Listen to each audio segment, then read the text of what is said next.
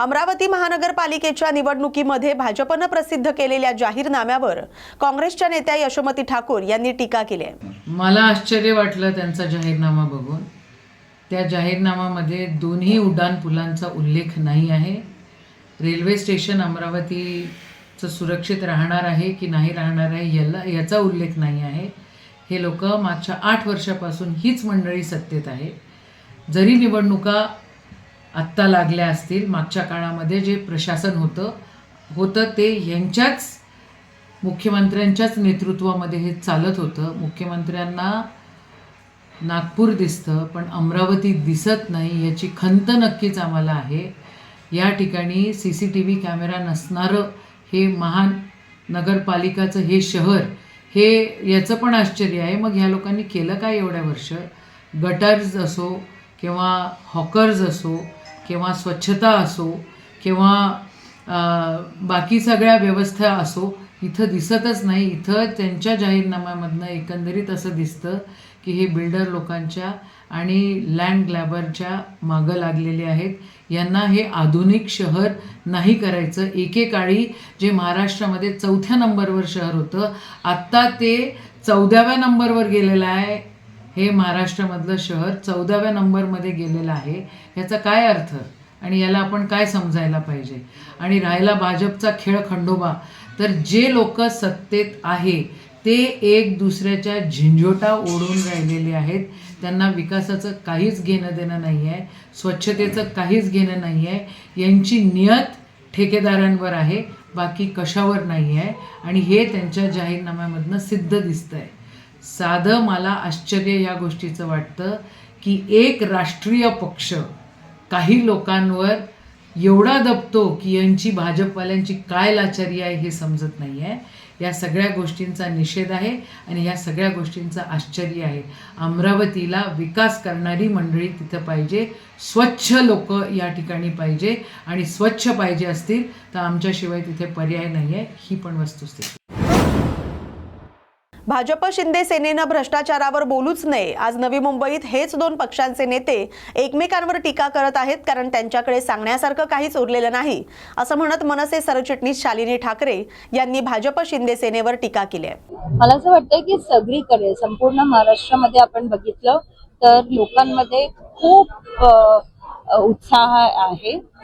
लोक जे आपल्या शिवसेना आणि महाराष्ट्र नवनिर्माण सेनेची जी युती झालेली आहे, सगळ्या लोकांमध्ये एक आशाचं वातावरण आहे। खूप चांगलं वातावरण आहे आणि मी फक्त मराठी माणसांचं बोलत नाही, मी सगळ्या सामान्य मतदारांचं बोलते की सगळ्यांमध्ये अतिशय चांगलं वाटत आहे। तुम्ही आता भाषणामध्ये बोललात की बिनविरोध निवडणूक हे होते, त्यामुळे मतदाराचा हक्क हिरावला जातो।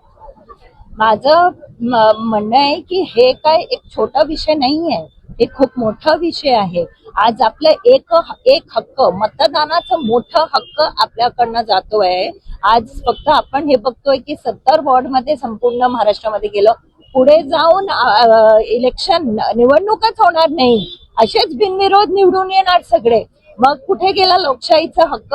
आणि आज एक हक्क गेलं तर पुढे जाऊन किती आपले अधिकार जाऊ शकतात याचा विचार करणं खूप गरजेचं आहे। काही सत्ताधारी आरोप करतात की ठाकरेंनी कमवलं, पण सत्ताधारीच सगळे जे उमेदवार ते विकत घेतात।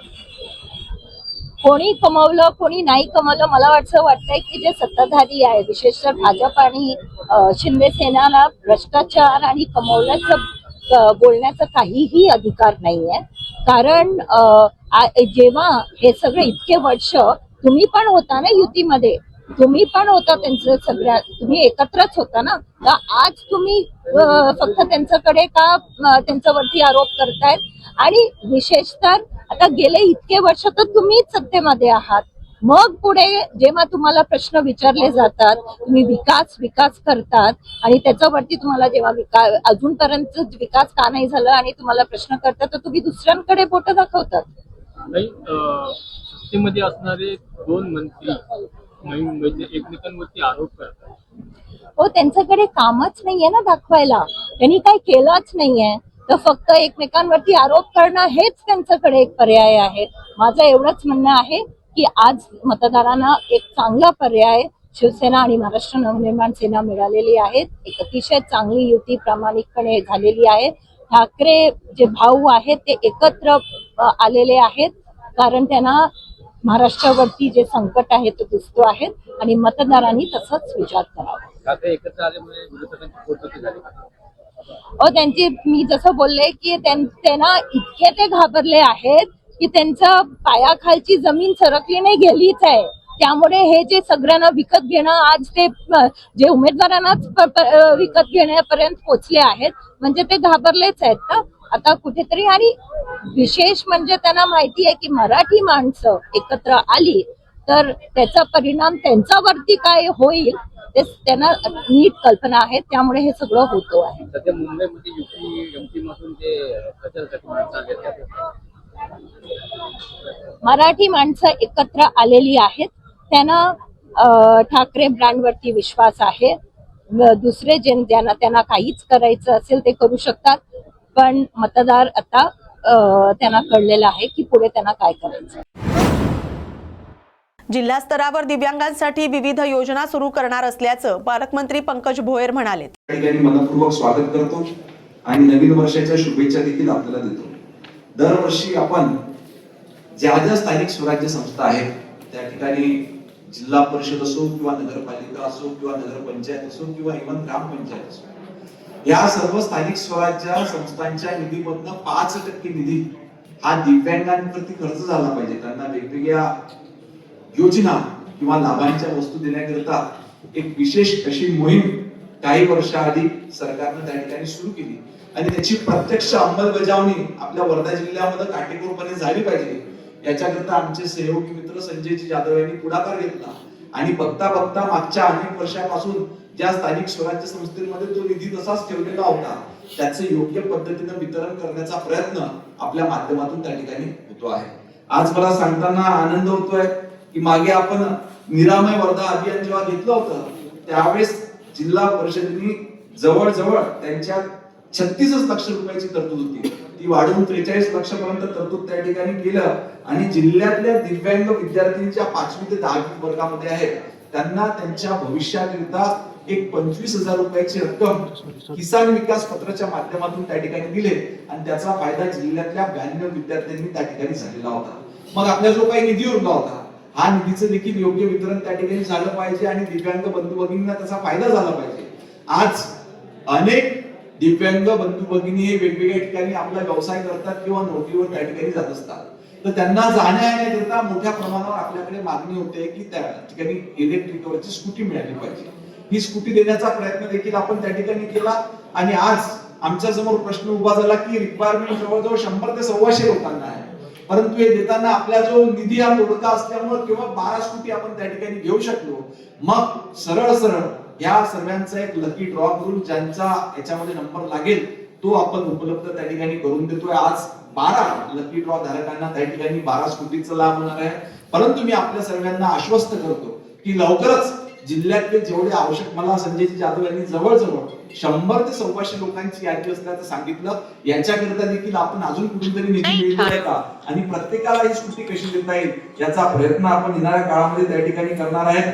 या ठिकाणी निश्चितपणे मी आभार व्यक्त करेन राज्याचे मुख्यमंत्री सन्माननीय देवेंद्र फडणवीस साहेबांचं की ज्यांनी या राज्यामध्ये स्वतंत्र असा दिव्यांग विभाग त्या ठिकाणी राज्यामध्ये अस्तित्वात नव्हता, त्याची स्वतंत्र अशी आस्थापना आपल्या मंत्रालयामध्ये केली आणि आज आपण बघतोय की अनेक योजना या दिव्यांग कल्याण विभागाच्या माध्यमातून आपण त्या ठिकाणी करतो आहे. आता मला सांगितण्यात आलं की जवळजवळ